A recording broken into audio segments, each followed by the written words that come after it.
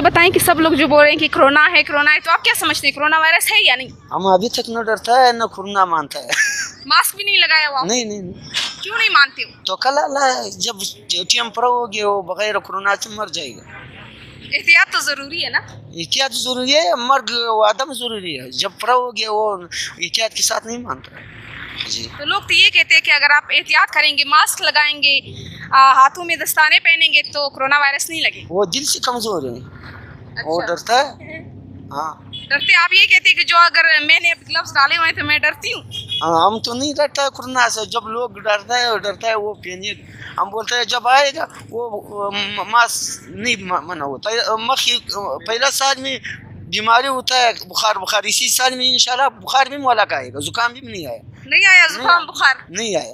पहले जुकाम होता था, इस दफा जुकाम नहीं हुआ। पहला रोजा में 2-3 दफा हमारा बुखार हो गया, इसी रोजे में बिल्कुल आया नहीं।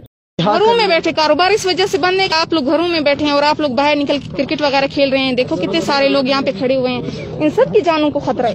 नहीं हो सकता है। क्यों नहीं हो सकता? तो बस नहीं कर सकते इसकी जंग। हम घर बैठे बैठे हम बोर हो जाते हैं, घर में न शादी है न कुछ है। तो कोरोना वायरस में कैसे शादी करेंगे? तो क्या करे।